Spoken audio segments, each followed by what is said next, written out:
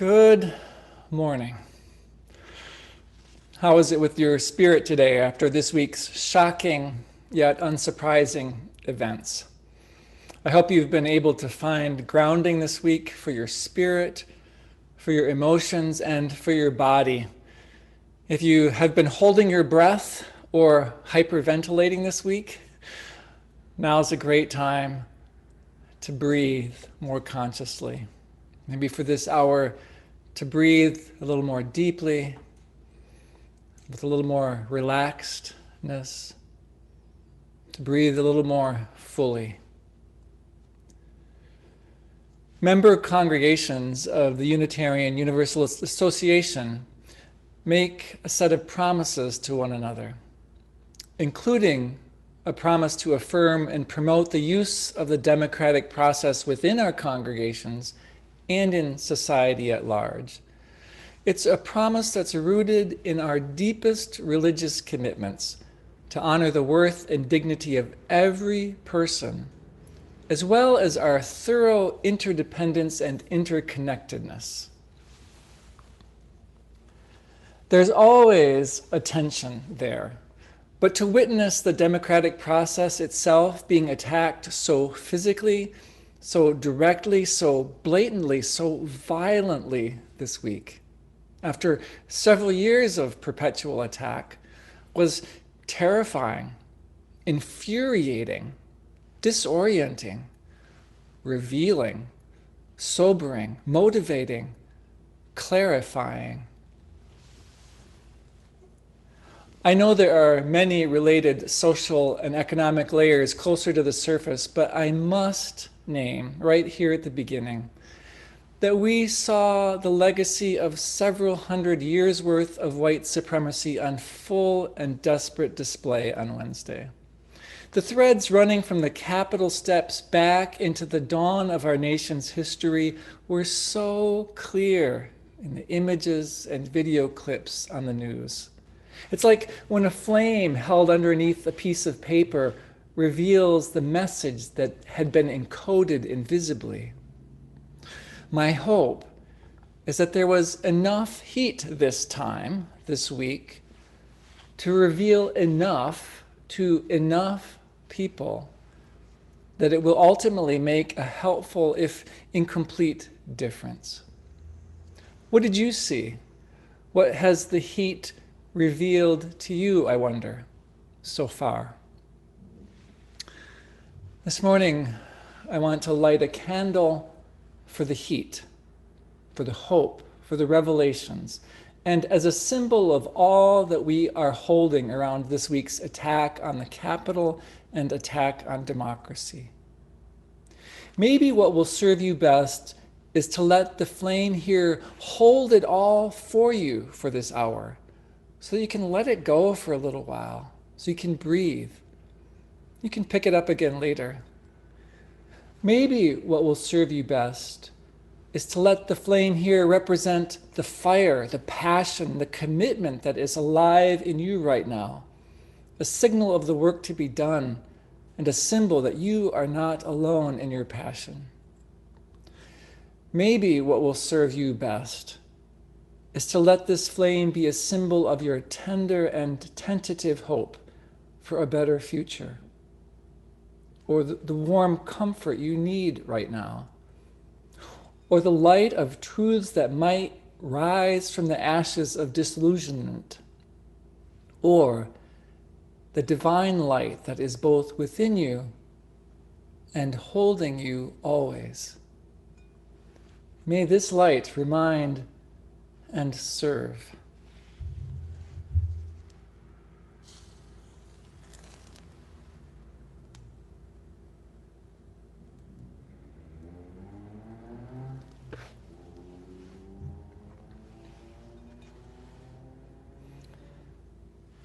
With our first song, we remind ourselves that joy and gladness are here and available too. With the light of hope, the light of peace, the light of love that guides us, with special thanks to Jason Shelton, who's made his music available, and to Paul Thompson, music director at the UU Church of the Palouse in Moscow, Idaho, who recorded the music. Morning has come. Arise and greet the day.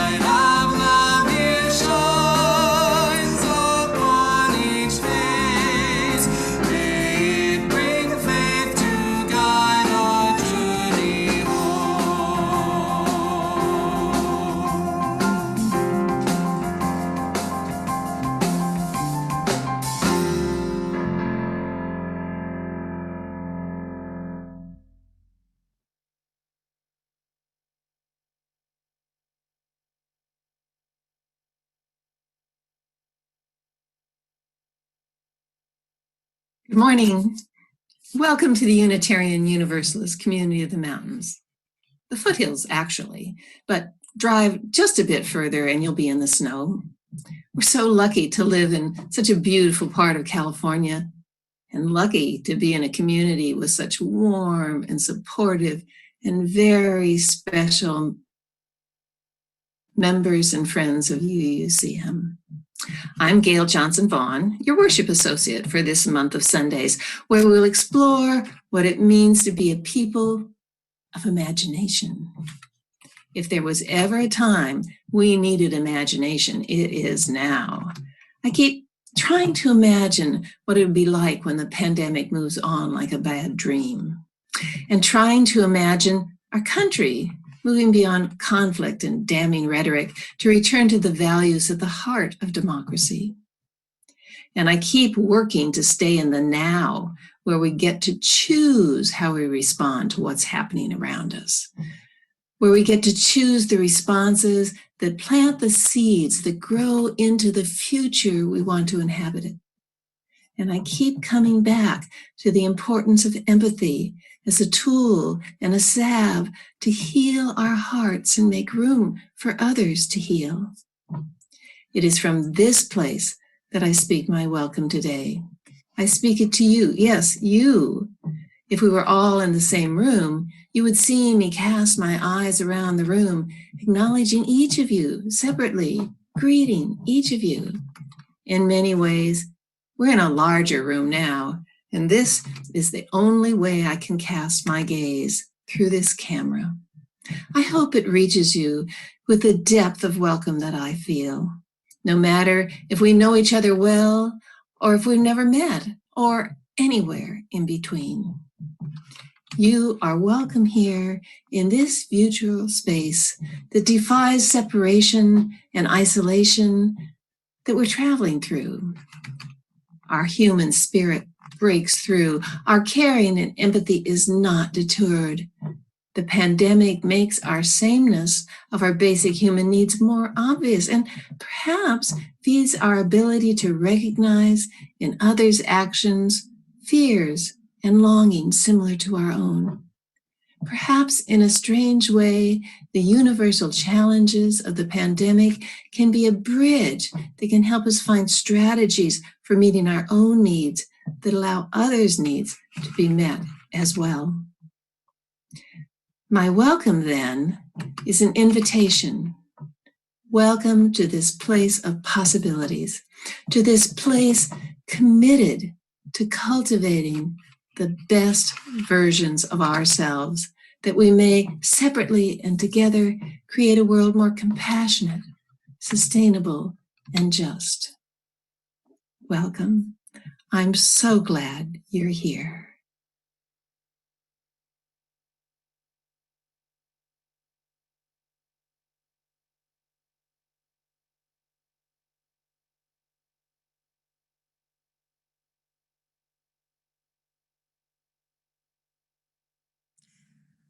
A light of the people, by the people, for the people. A light wending through ancestral years and a log cabin president's lips. An illumination penned earlier by a minister, a Unitarian, Parker, in a music hall sermon, who could just as well have been explaining it to a curious newcomer as succinctly as he could. The point of any one of 1,000 flaming chalices kindled on this Sunday morning to call us to awareness and hope and the better angels of our nature. And when the bonds of our affection are terribly strained, a light whose truth resides not in the quiet flame itself, nor in the wax or the oil that is truly burning, but in the possibility birthed in each moment, in the process of combustion itself. A light of the people, a light by the people, a light for the people. In the best of our moments, maybe even this one.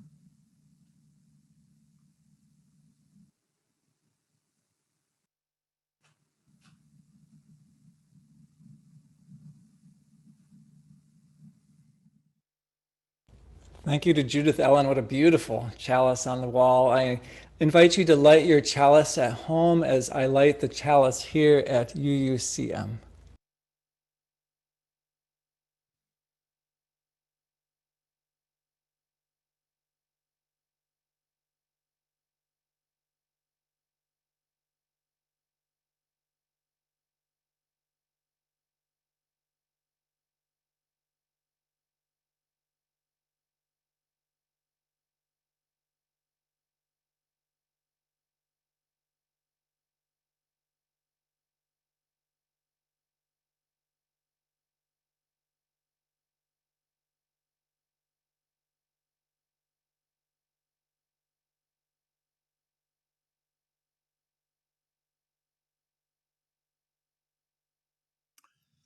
Once upon a time, a long time ago, there lived a group of Native Americans in Ostomo. They lived as part of the villages that were stabilized along the Deer Creek. This acorn is part of the history that they would grind the corn into meal and make bread. As UUs, we're respectful of all peoples, including indigenous descendants of this area. They lived in the land and the watershed between the Yuba River and the American River, all the way down to the valley. This history, their history with the white man, was sad. They're still living amongst us on their land that was never ceded. Respectfully, we place a basket of black oak acorns on our altar each week to remind ourselves that we are residents or visitors in Nissan land. We also support the Nevada City Ranchero Nissan tribe in their efforts to stabilize their people, as well as their campaign to restore federal recognition.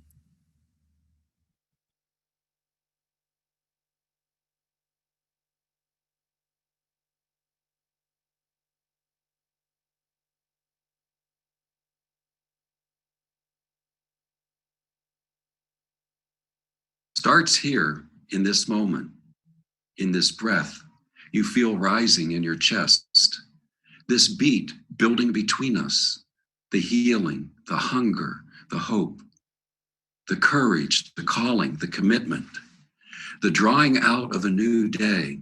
It begins now in the imagination. In this story we weave together, this song we sing, this prayer we bring into being from our hearts to our lips, from our hands to our life, our shared life. It starts here with praise and thanksgiving, forgiveness, and this humble centering confession that we could be wrong. This promise that we make to keep learning, to keep trying, to keep our sense of humor, to keep close this knowing that we are all in this together. Come, let us begin. Come, let us worship together.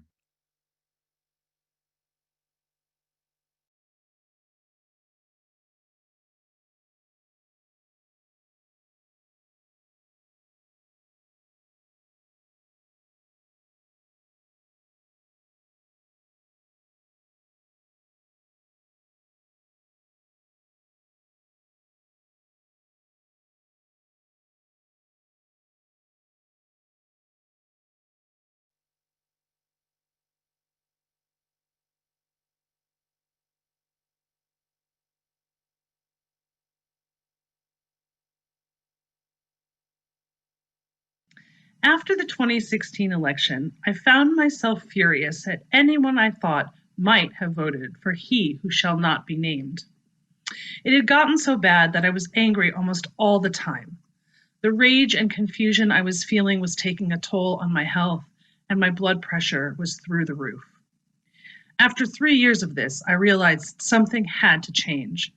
So, when last January, Kevin asked us to pick a word, I chose the word tolerance. I've kept the word close to me all year. In moments when I am triggered into anger by a blue line flag or some other offensive thing, I take a breath, remind myself that I value tolerance, breathe again, and try to move on. It's not the only thing I've done to lower my blood pressure. Walking my dog, daily meditations, and limiting my time on social media have all contributed.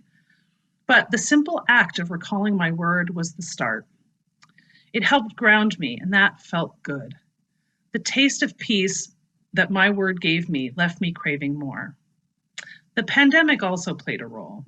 It freed up time for me to go and look for more ways that made me feel like I did when I recalled my word. I'm no closer to understanding what motivates people to vote the way they do, but the reminder that tolerance is what I yearn for helps.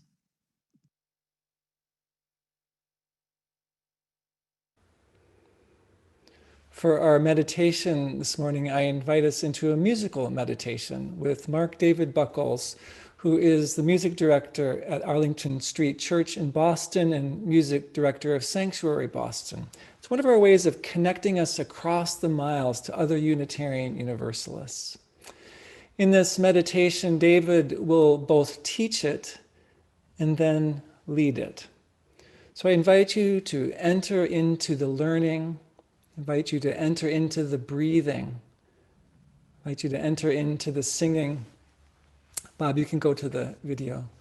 I invite you to bring yourself to this moment. Let the interludes, the reflection, the music call you to your best self.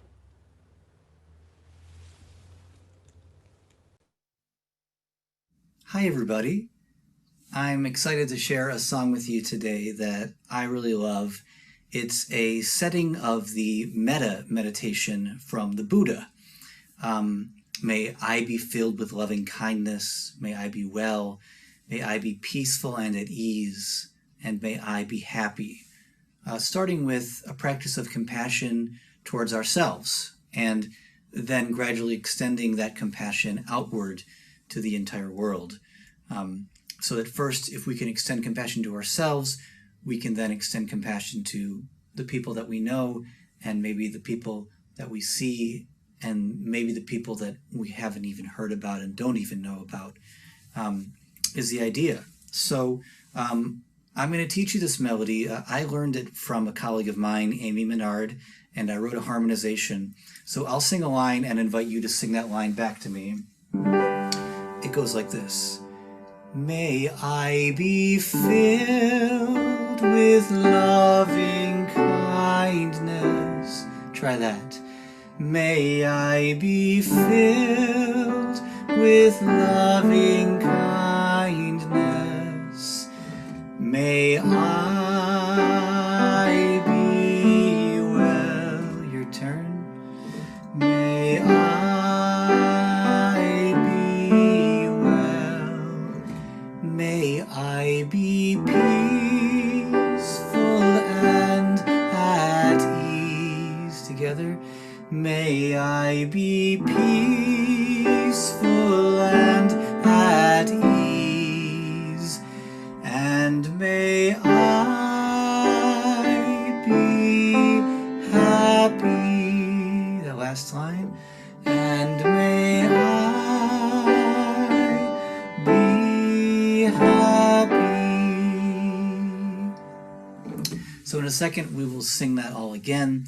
And then we'll change the word I to the word you, and then to we, and finally to all. And between each verse, I'm going to just play a little instrumental music, and I just invite us to really meditate during that time on what we're singing and what we're saying, and endeavor to feel some of that compassion for ourselves and for others. Let's start with May I Be Filled. And may I be filled with loving kindness. May I be well. May I be peaceful and at ease. And may I be happy.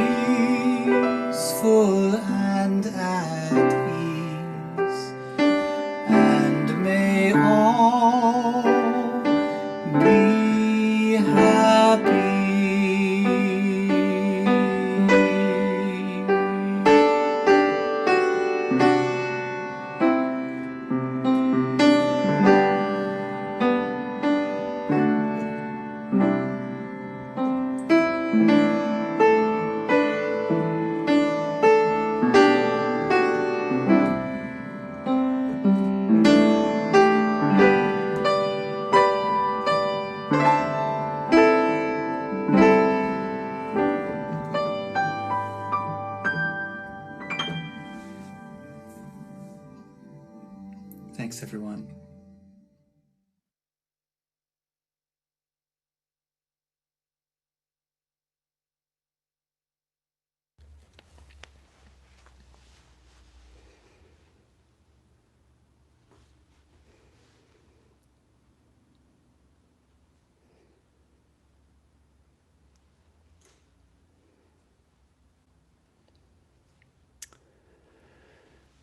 It starts here, in this moment, in this breath you feel rising in your chest, this beat building between us, the healing, the hunger, the hope, the courage, the calling, the commitment, the drawing out of a new day. The wisdom of the Reverend Gretchen Haley again. As to that new day, I know that a good number of us are wondering what in the world's going to happen now, and what in the world are we going to do? There is, to state what seems obvious to me, a need to protect the nation immediately from the dangerous behaviors of the outgoing president, to hold those who behaved violently or who incited violence accountable, to be vigilant for continuing threats. There are, and certainly these political actions to be taken. Today, in this moment, I'm feeling a need to focus closer in part because that's what I feel able to do today, and in part because that's where so much of our work is going to be, and in part because our spiritual health depends on our being able to do political and social action from a place that remains anchored spiritually, emotionally, in our wholeness, in our values, from a place that's calm enough and centered enough to recognize the openings and the opportunities when they arise, and to be able to follow them wherever they lead. Reverend Gretchen Haley continues, "It begins now in the imagination, in this story we weave together, a song we sing, this prayer we bring into being from our hearts to our lips, from our hands to our life, our shared life." Given the fierceness of the animosity and the divide between people right now, Reverend Gretchen is right, I believe. Our imagination is where we will have to begin if we want to attend well to our shared life. I know that many of you are struggling to imagine how we're going to find a shared life with some of our neighbors when we live on the same streets but in different worlds. Common ground seems further and further out of reach, but that is where we have to start.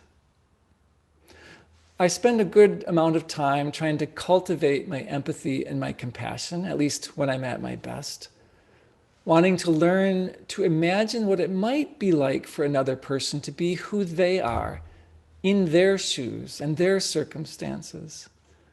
I work to try to understand why another person might behave the way they do. I try to imagine and to feel, if I can, what I think they might feel given their life experiences and realities. It's been challenging to do this lately, but still I'm trying to keep that ideal out in front of me. You've been telling me, many of you, of your desire to do the same, to find some way to connect across what feel like unbridgeable chasms.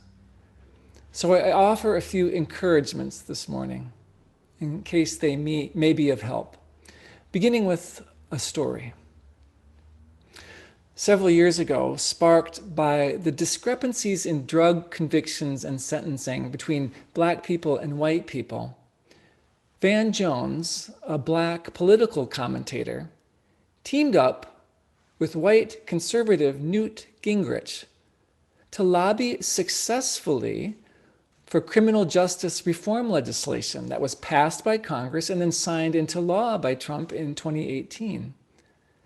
It began, Van Jones said, when he heard about the pain in Appalachia surrounding the opioid epidemic. And he recognized the similarities to the pain of the crack cocaine epidemic in South Central Los Angeles years before. So Van Jones gathered people from South Central Los Angeles who knew how to deal with addiction and took them to West Virginia.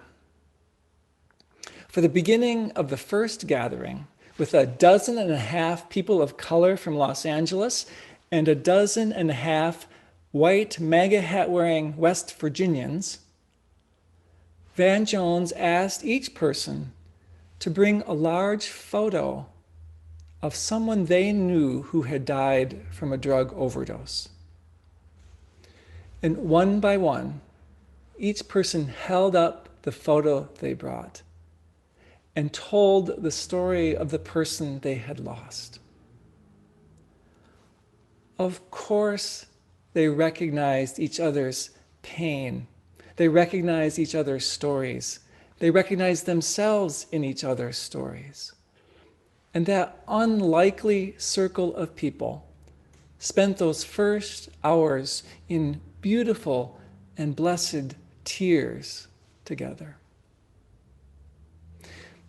And so an organization called From the Hood to the Holler was born to help rural communities combat addiction.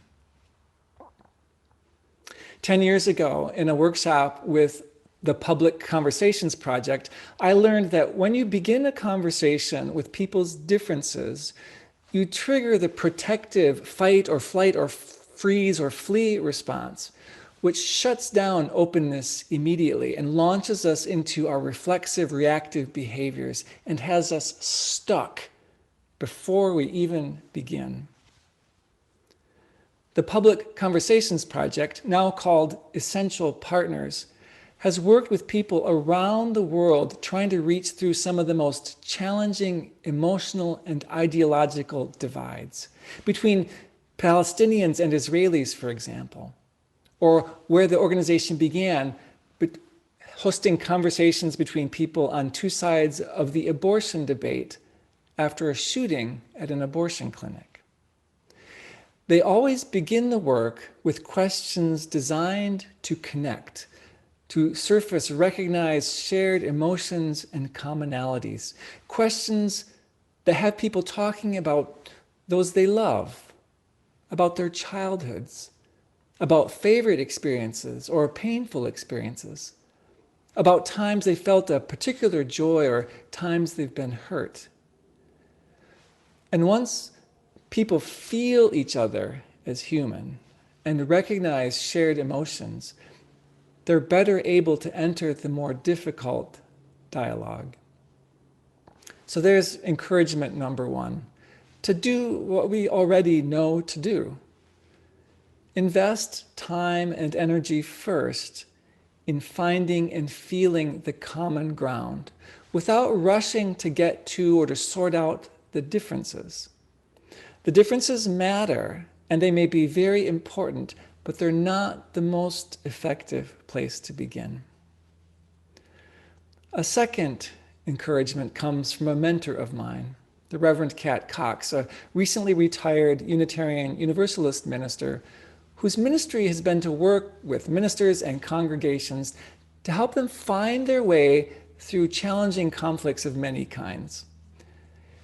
Kat teaches that the baseline, the starting place for navigating relationships in general and conflict in particular, is understanding that all human behavior is driven by universal human needs that all humans share. And second, to realize that all of our behaviors and actions are strategies to meet those universal needs. So our conflicts, she teaches, arise at the level of our strategies. That's where the conflict is, not at the level of our needs. Again, the place to start, she teaches, is with connection. First and always with our own feelings, our own needs, our own stories and beliefs that generate our strategies, which can then put us in a place to recognize and empathize with the needs of others, even though our strategies to meet those needs differ. There's more. Kat builds from there, but this morning I want to lift up those fundamental pieces as a place to start. When I watched people storming the Capitol building, smashing the windows, or simply hovering at the edges of the crowd, convinced that the election was stolen from them, I could see all kinds of powerful needs. At the surface, those needs seemed so completely different from mine. I have all kinds of stories I tell myself about those people's needs. And when I perceive it that way, I feel a great deal of fear and anger, rage even. That's momentarily cathartic and engaging, but leaves me stuck and exhausted. If I can get myself to become more curious, other options open for me. The work, at least the work in this direction, is to try to understand people's deeper fundamental needs below the surface. Needs for safety, for comfort, for security, to be loved and appreciated, to belong. It doesn't mean agreeing with the strategies, but trying to connect with the feelings beneath the strategies so that we're not stuck as we look for ways forward. And that we can't know for certain another person's feelings without their telling us honestly, we can use our imagination to make an empathy guess. Our best guess at the feelings underneath. And sometimes we have to dig down through multiple layers to get to the truly fundamental, universal human needs. So there's a place to start. And we can increase the accuracy and effectiveness of our empathy guesses by spending some time learning more about the felt needs of people who are different from us. Again, before we tackle the differences. I once read of a classroom assignment, probably in the late 70s or early 80s, a time of school desegregation, in which a teacher asked the students, a mixture of people of color and people of whiteness, to write for several minutes describing a typical day in the life of a white student. So all the students got busy writing. And then after a time, the teacher asked all the students to write for several minutes describing a typical day in the life of a black student. And all of the black students got busy writing. The black students needed to know the white world in order to survive. Plus, they were immersed in the world of white movies and books and TV shows and culture. They understood white realities and white needs. White students had never needed to know of black people's experience, and so didn't. And it had little exposure to the realities of black students' lives. As you must know, that's still largely the reality for black, indigenous people of color and for people of whiteness. Evidence of white privilege, that not needing to know.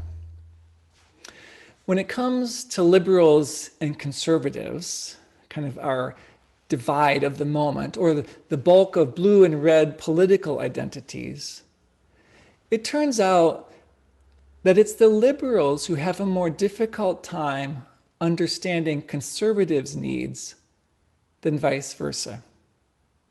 So writes Jonathan Haidt, who studies moral psychology.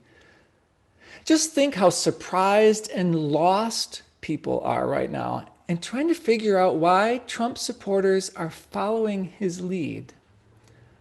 I think that those of us who identify as liberal tend to feel like we're immersed in a conservative world and always swimming upstream. But perhaps at the national scale, at least, that's become an outdated illusion. In significant cultural arenas, it's the conservatives who have been immersed in an increasingly liberal world. And liberal folks, people who are by nature more open to change, who seek novelty and variety, diversity and new ideas, have had enough power and enough privilege and cultural influence not to need to notice that.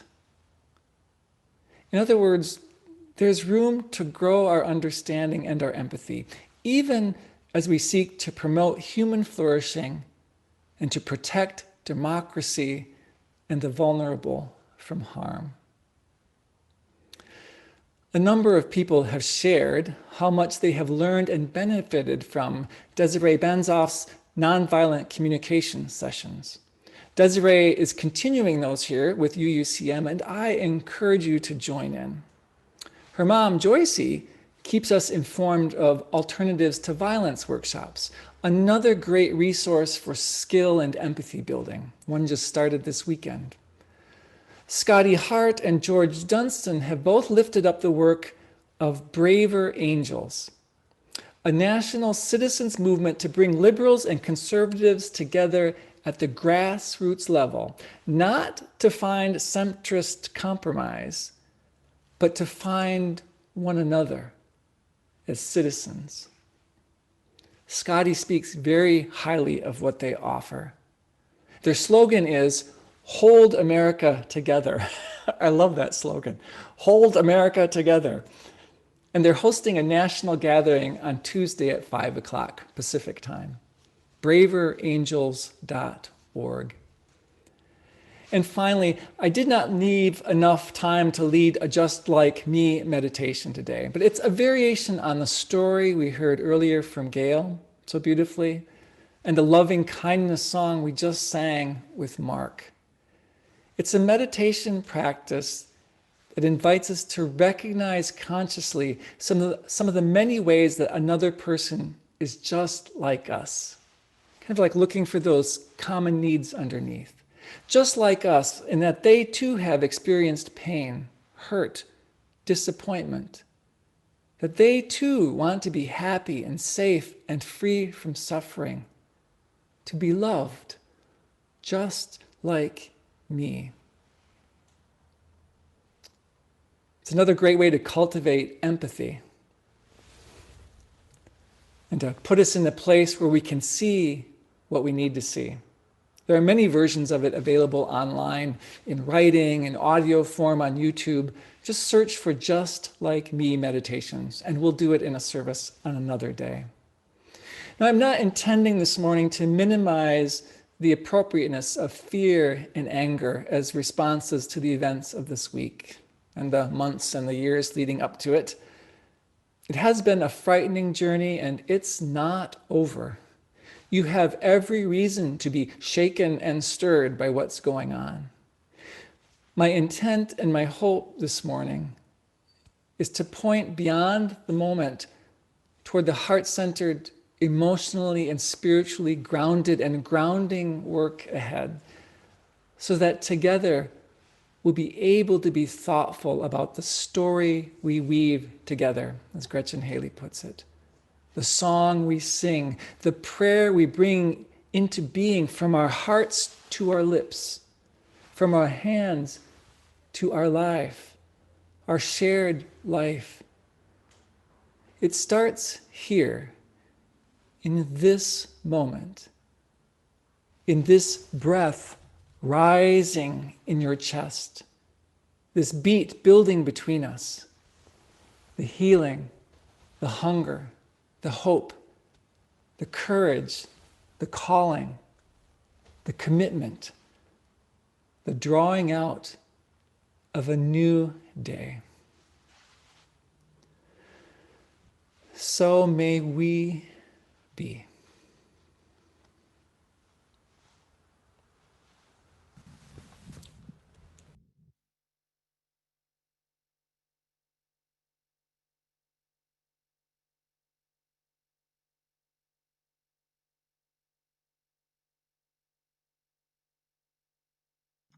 Unitarian Universalists are some of the most inherently empathetic people I know.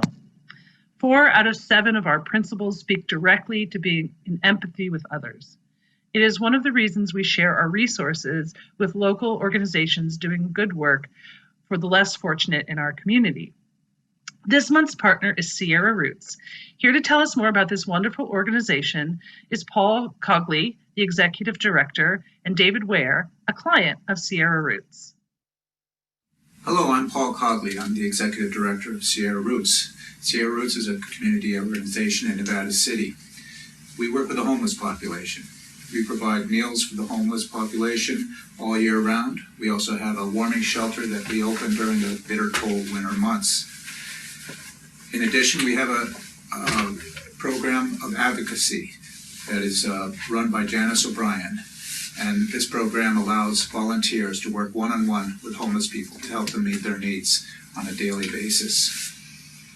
For the last couple of months, we've been working very closely with the home team of Nevada County and with Hospitality House as partners in a program to provide motels for people in the homeless population who during this COVID era.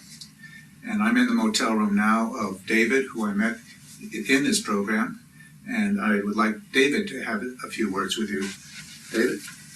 Thank you, Paul. My name is David Ware.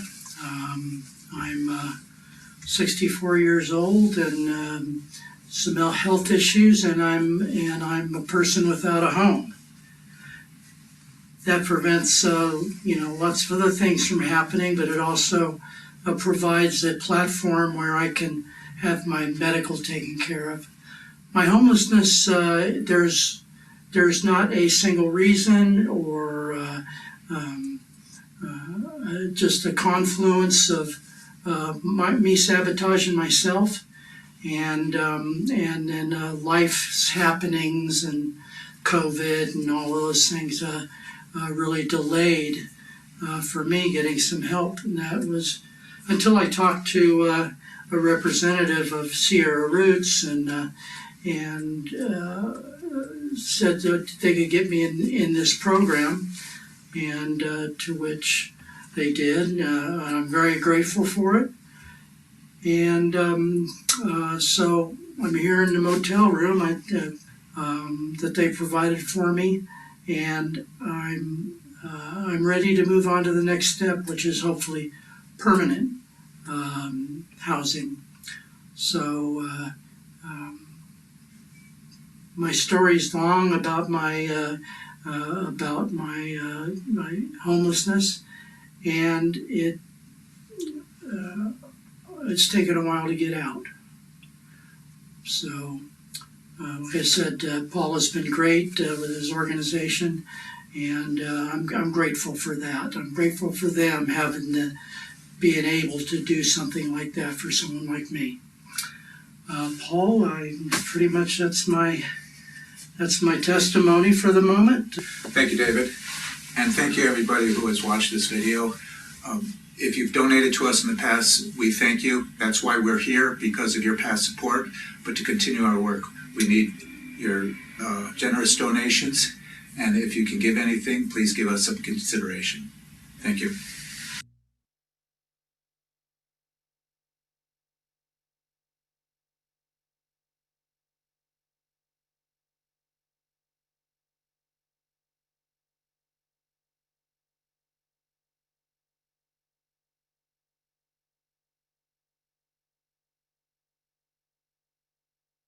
Thank you, David and Paul, for taking the time to be with us today.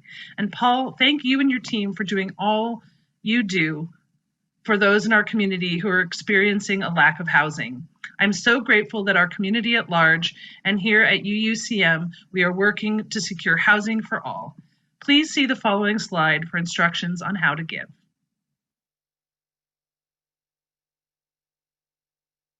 Although we're not passing the basket in person, your generosity remains essential to our ability to sustain the work of our community. There are several ways to contribute. You may text an amount to 833-579-0483, give via our website at uugrassvalley.org, via PayPal at paypal.me/UUCM or mail to UUCM 246 South Church Street, Grass Valley, California, 95945. Thank you.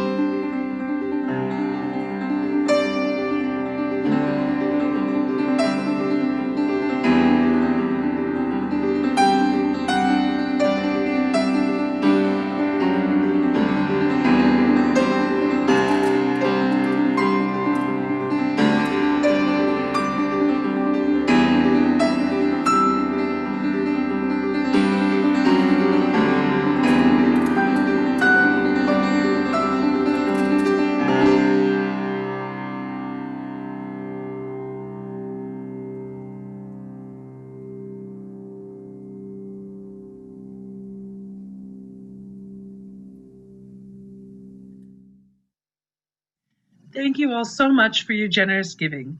Let us dedicate these offerings in empathy with our neighbors who are experiencing houselessness in these challenging times.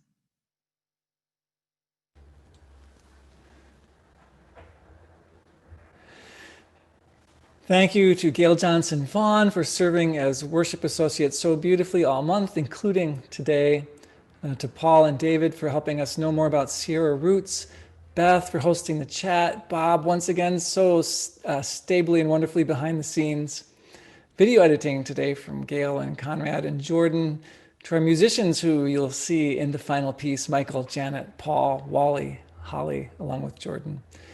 And to Christy, Judith, Ellen, Wendy, and Tom for bringing words to life for us today and a chance to see you in the process.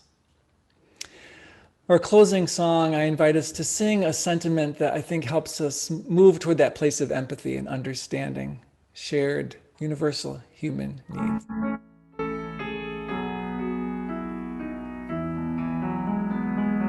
How could anyone ever tell you were anything less than beautiful?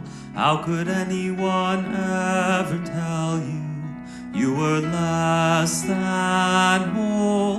How could anyone fail to notice that your loving is a miracle?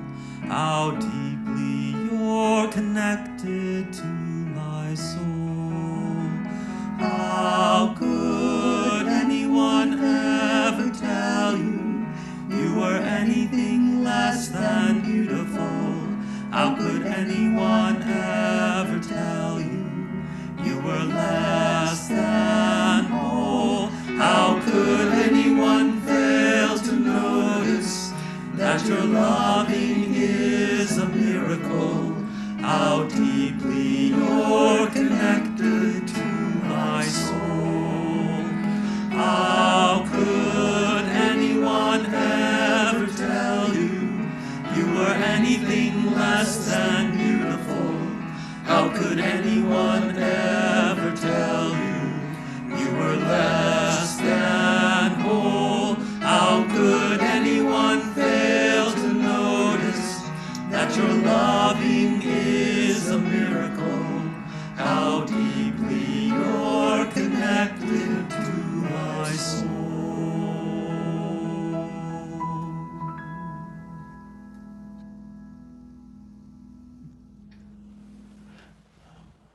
How nice to hear the harmonies. Oh, there's a symbol of finding connection. Different pitches in harmony.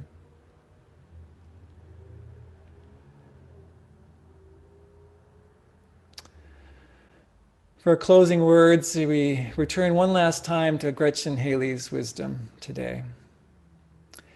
It starts here with praise and thanksgiving, forgiveness, and this humble centering confession that we could be wrong. This promise that we make to keep learning, to keep trying, to keep our sense of humor, to keep close this knowing that we are all in this together. In that spirit, knowing that we're all in this together, I invite us to share the community benediction.